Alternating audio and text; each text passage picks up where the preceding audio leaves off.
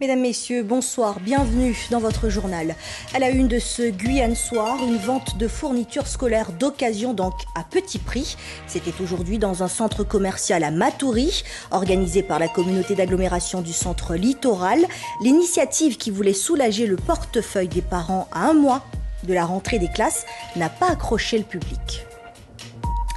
La plage de la Cocoterie à Kourou aux couleurs de la Waïchela, deuxième édition de ce festival d'envergure. À l'image du premier événement, l'association guyanaise Why Not a mis les petits plats dans les grands. Coup de projecteur ce soir sur leur organisation. Du changement sur les murs du camp de la transportation à Saint-Laurent-du-Maroni, encadré par un professionnel venu du Suriname, de jeunes artistes ont réalisé une fresque géante. L'atelier et le dévoilement de la peinture à suivre. Nous vous en parlions la semaine dernière. Le prix des fournitures scolaires a augmenté depuis un an de 10% dans l'Hexagone contre 6% chez nous. C'est dans ce contexte que se tenait aujourd'hui à Matoury une foire de fournitures scolaires d'occasion qui n'a compté que quelques clients. Catherine Boutet, à Belle-Parnasse. C'est une nouvelle étape pour Kaira. Fini le collège. En septembre, l'adolescente sera en seconde au lycée Melchior Garret de Cayenne. Il faut donc acheter des livres. Et avant le rush de la rentrée, cette foire est une opportunité pour sa maman. On lui a dit d'attendre la rentrée, donc peut-être qu'on n'aura pas la rentrée, parce que là c'est moins cher aussi, donc on profite. S'il n'y a pas, on achètera, c'est pas un problème.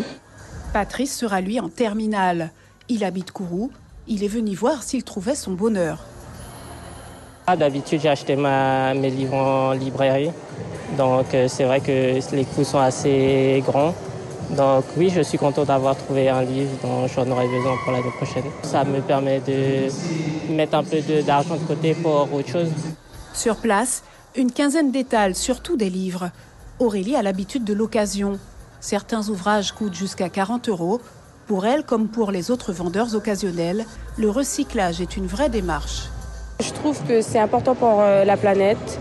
Et en plus, c'est plus économique de mon côté, en même temps du côté de tout le monde, quoi. Ce serait dommage de jeter des livres, de la papeterie qui peuvent encore servir à d'autres personnes, notamment les plus démunies. Ça me permet de faire le tri chez moi, de me débarrasser un peu de tout ça, puisque à l'heure actuelle, je n'ai pas d'enfant en bas âge qui va à l'école. En un an, le prix des fournitures a augmenté de 6% en Guyane. Et plus de la moitié des Guyanais vivent sous le seuil de pauvreté. Malgré la campagne médiatique, cette foire n'aura toutefois pas attiré la foule. Le réflexe anti-gaspillage n'est en général pas encore rentré dans les habitudes guyanaises. Il y a encore beaucoup d'éducation à faire et surtout pour montrer que recycler aussi, c'est bien. Donner une seconde vie aux déchets, en fait, il ne faut pas le considérer comme un déchet. On se dit que c'est plus bon, on ne l'utilise plus et puis on le met de côté. Donc voilà, là, il y a vraiment cette culture à instaurer chez nous qui n'est pas encore bien mise en place, mais on y croit. Une initiative de la CACL qui pourrait être reconduite l'année prochaine, peut-être plus tôt en fin d'année scolaire. Après la Guadeloupe et la Martinique, le village Écodome arrive en Guyane. Il a été inauguré ce matin sur le parking de la collectivité territoriale à Cayenne. Le but est de sensibiliser aux économies d'énergie, pédaler ou faire de la balançoire pour produire de l'électricité ou apprendre à trier ses déchets. Le village est composé de 13 ateliers ludiques pour petits et grands. Il sera ouvert tous les jours jusqu'au 6 août de 10h30 à 19h30. Les explications de Sabrina Mathieu, directrice de l'Union sociale pour l'habitat HLM d'Outre-mer, à l'origine du programme Écodome et du village. Elle est au micro d'Isabelle Lerouge et d'Abel Parnasse. Le village Écodome est la deuxième étape du programme Écodome qui vise à sensibiliser les populations aux enjeux environnementaux. L'objectif étant d'accompagner nos populations, les populations des territoires ultramarins, à la réduction de leur consommation énergétique et à un usage raisonné de toutes les ressources naturelles, à la participation à la réduction de leur impact sur l'environnement, sur les tri sélectifs, la consommation de l'eau, la consommation, etc., les consommations énergétiques. La réduction des charges énergétiques, c'est aussi du gain sur le budget des ménages qui occupent justement le parc social. Donc en réduisant son impact sur l'environnement, on réduit ses charges tout en réduisant son impact sur l'environnement. Donc on réduit ses charges financières, on gagne donc de la marge de manœuvre sur ses budgets et on a un impact positif sur l'environnement. C'est donc un objectif qu'on poursuit pour nos locataires. On poursuit avec cette annonce du centre hospitalier de l'Ouest guyanais. À partir du 1er août jusqu'au 4 septembre prochain, le service d'urgence sera uniquement accessible aux pompiers, aux SMUR, aux patients qui auront contacté le SAMU en amont ainsi qu'aux gendarmes. Le personnel infirmier étant sous-effectif, le mode des urgences réservées sera mis en place, a expliqué le CHOG dans un communiqué. Ce conflit maintenant qui dure et qui s'enlise. 15 jours de grève des pilotes d'Air Antilles et d'Air Guyane et des conséquences en cascade. En Guadeloupe, hier, une nouvelle réunion de médiation a été tentée entre toutes les parties, direction et syndicats dont les salariés grévistes. On fait le point sur la situation avec Lydia Kira. Une fois de plus, la réunion de médiation entre la direction et les salariés grévistes s'est soldée par un échec.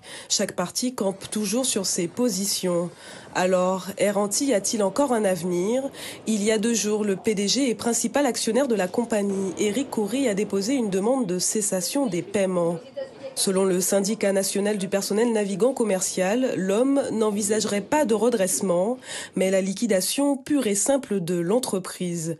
Parmi les options sur la table, la liquidation judiciaire donc, et l'arrêt total de l'activité, impliquant la rupture des contrats de travail des salariés, ou un plan de sauvegarde de l'emploi et l'arrivée d'un repreneur. Réponse, le 2 août prochain, après un passage devant le tribunal de commerce, l'avenir des 300 salariés est donc ce soir, toujours en suspens.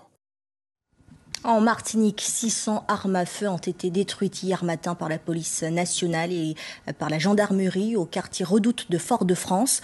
Le chiffre est impressionnant. Comme en Guyane, la circulation des armes est un fléau sur l'île. Franck Edmond Château et Patrice Château-Dégâts. Gendarmerie de Redoute, placée ce matin sous haute surveillance par cet escadron en détachement en Martinique. Ces armes à feu de différentes catégories, faisant l'objet de procédures judiciaires et de l'opération déposer les armes, sont destinées à la destruction.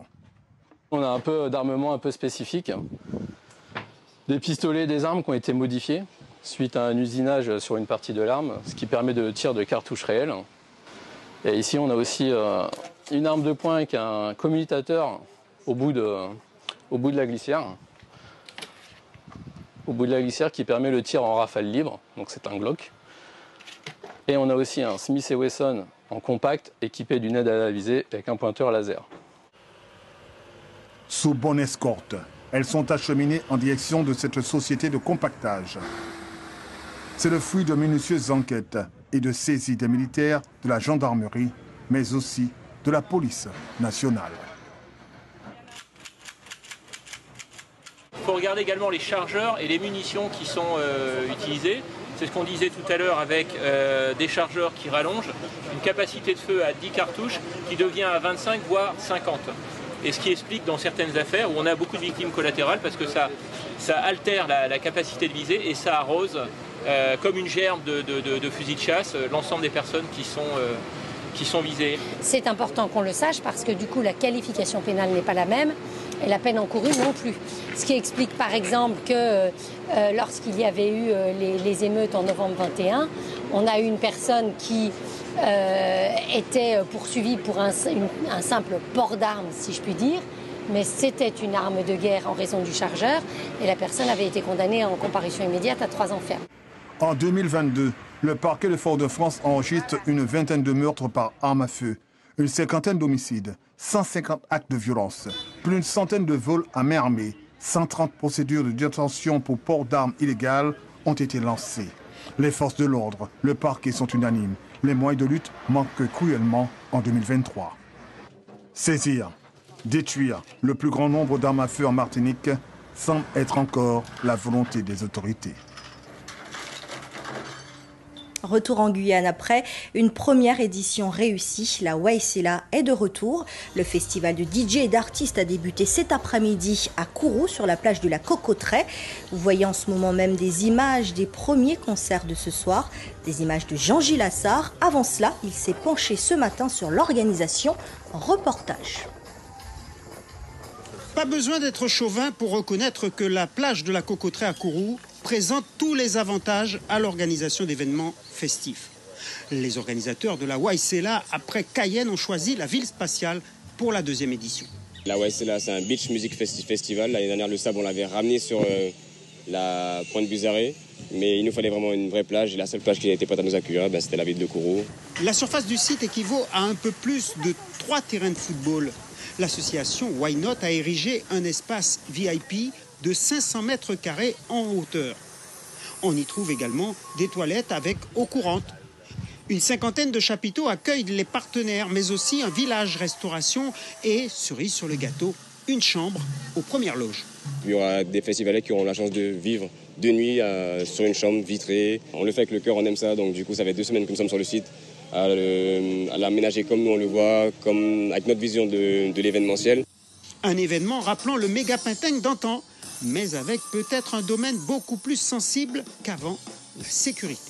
Nous avons mis en place un gros dispositif de sécurité en collaboration avec la police municipale et les autorités comme la gendarmerie.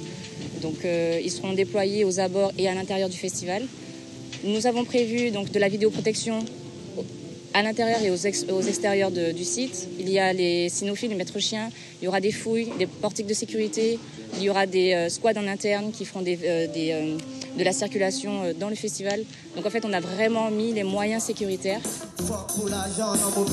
Reste le plateau artistique. Outre les DJ, cette année, de nombreuses vedettes évolueront en live, à l'instar de l'enfant de la ville, Poplan. Dans l'Ouest aussi, il y a de l'ambiance. Débutée hier, la 11e nuit du Sampula s'achève aujourd'hui à Awalaya Limapo. Cet événement culturel majeur dans la commune a réuni plusieurs artisans. La résidence du groupe Palana Bonan et le groupe Amazon Tambou vont ouvrir les festivités. Ils ont répété une dernière fois cet après-midi. Le show doit commencer à 20h. Les images sont signées Ingrid Sossé-Isma.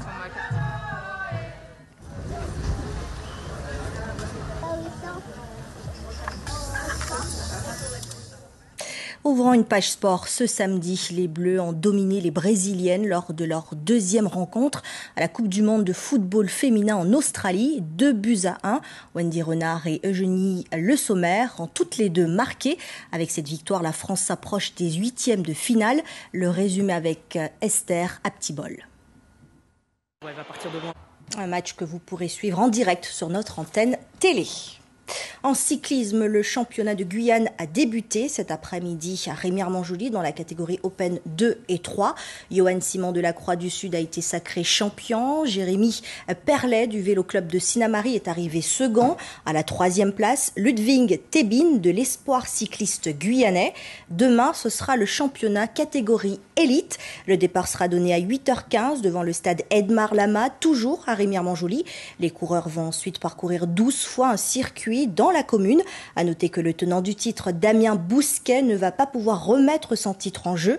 Il est toujours en soins suite à sa blessure pendant le Tour de la Martinique. Le championnat de Guyane, ce sera à suivre sur notre antenne radio dès 8h avec Jean-Gilles Assard.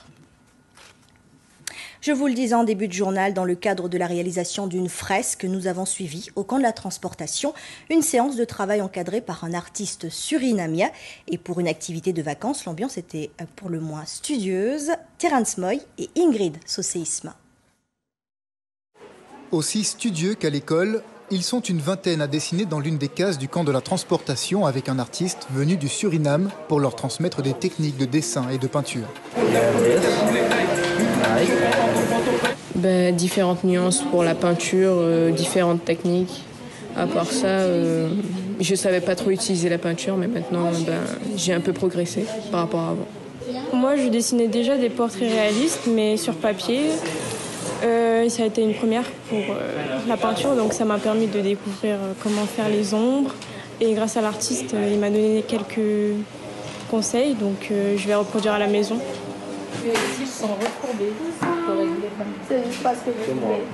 Diraj Ramsamoedj est arrivé de Paramaribo au début du mois de juillet pour une résidence artistique. Artiste peintre, sculpteur, il a commencé avec les élèves un projet d'envergure. Réaliser une grande fresque qui sera visible à l'entrée du camp de la transportation. Après avoir fait beaucoup de croquis, nous avons sélectionné quelques-uns qui nous correspondaient. Et nous les avons posés sur une toile de 1,6 m de haut et de 20 mètres de long. Un tableau de 20 mètres de long que les jeunes ont réalisé en 3 semaines. Ils découvrent leur œuvre encadrée sur le mur principal du camp. Je suis très fière du dessin, de tous les autres aussi. Je trouve ça bien, il y a une harmonie entre toutes les couleurs. Je trouve ça vraiment beau. Moi, j'ai représenté mon sport favori et aussi la silhouette de l'ange qui représente ma grand-mère qui est décédée. Et du coup, je voulais représenter ça ici. En arrivant en Guyane il y a un mois, l'artiste s'est familiarisé avec cette commune française qui ressemble en de nombreux points à ce qu'il voit aussi chez lui. C'est sa vision du rassemblement des communautés qu'il a voulu exprimer. Faire quelque chose qui symbolise la diversité qui forme un tout. Quand on est unis, on peut agir pour la communauté. C'est l'idée, le concept derrière ce travail. Une toile qui apporte de nouvelles couleurs à ce lieu chargé d'histoire. Elle sera visible tout le mois d'août jusqu'à fin septembre. Et puis hier, l'artiste encadrant et l'ensemble des partenaires se sont donné rendez-vous devant les murs du camp de la transportation pour le vernissage de la fresque géante qui fait la fierté de Barbara Barthebin, élue déléguée au patrimoine et au tourisme de Saint-Laurent-du-Maroni. Elle s'exprime au micro de Terence Moy et d'Ingrid Saucé-Isma. Ils sont très heureux, très contents de leur rendu. Je suis passée les voir lors de les ateliers au camp. Ils écoutent, très attentifs. Bon, il y a des caractères, mais on a su faire avec tout le monde. Et ils ont vraiment apprécié le travail de l'artiste et travailler avec cet artiste, avec Jad. C'est une première, c'est magnifique, ça donne un beau rendu. Et ça permet aussi de montrer que le camp de la transportation n'est pas un lieu uniquement à l'époque de misère, de douleur, et que maintenant c'est vraiment un lieu de culture. Avant de se quitter, une page d'histoire glorieuse mais peu connue, celle du chevalier de Saint-Georges né en Guadeloupe. En début de mois est sorti aux États-Unis le film très attendu, Chevalier de Stephen Williams, un film qui raconte l'histoire du chevalier donc dès son arrivée à Paris. Reportage d'Alban Lucien et de Mourad Bouretima. Il était bel homme, grand, athlétique, escrimeur hors pair et surtout violoniste accompli, mais né esclave en Guadeloupe au temps des Lumières.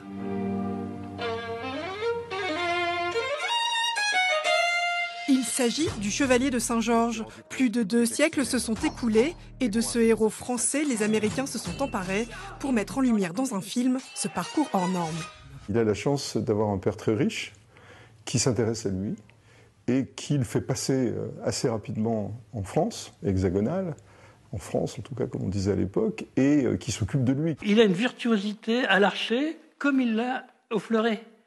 Et c'est ce qui enthousiasme les foules. Saint-Georges est le seul compositeur et virtuose du XVIIIe siècle à avoir rempli des salles de 2-3 000 personnes. Ce Guadeloupéen a donc eu un destin hors du commun et pourrait être considéré comme l'un des plus beaux représentants de la diversité. Pourtant, jusqu'ici, il n'a pas inspiré le cinéma français ni le monde de la télé. Méconnaissance ou juste frilosité, des projets ont pourtant été proposés. On m'a dit que c'était pas, le personnage n'avait pas assez de panache, qu'il n'avait pas fait de choses assez fortes et assez emblématiques, comme quelqu'un comme Toussaint Louverture, par exemple, ou comme Joséphine Baker, qui, elle, s'était engagée justement en tant qu'espionne. On aurait aimé le voir à Cannes, comme on a vu Jeanne du Barry. À Cannes, voilà, ça fait rêver, c'est une évocation de Versailles.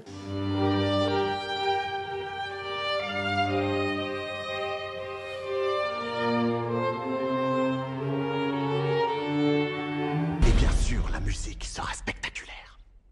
Osez. Compositeur de génie, pourtant méconnu en France hexagonale, alors qu'il est cité chez Balzac ou encore Alexandre Dumas. Presque 300 œuvres à son répertoire, mais aucun orchestre ne porte actuellement son nom dans l'Hexagone. En cause notamment le contexte historique. Le chevalier est contemporain de la Révolution française et décède juste avant que Bonaparte ne devienne premier consul.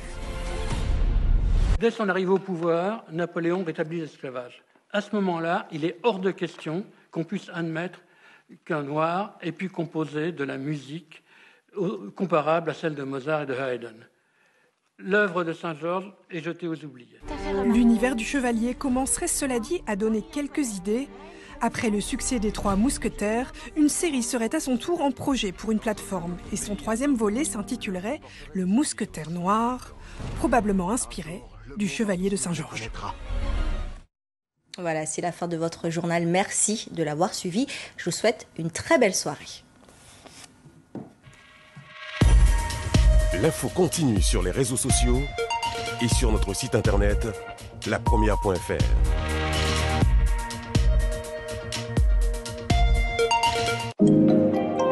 L'information continue sur notre site guyane.lapremière.fr. Scannez ou flashez le QR code pour suivre toute l'actualité de la Guyane.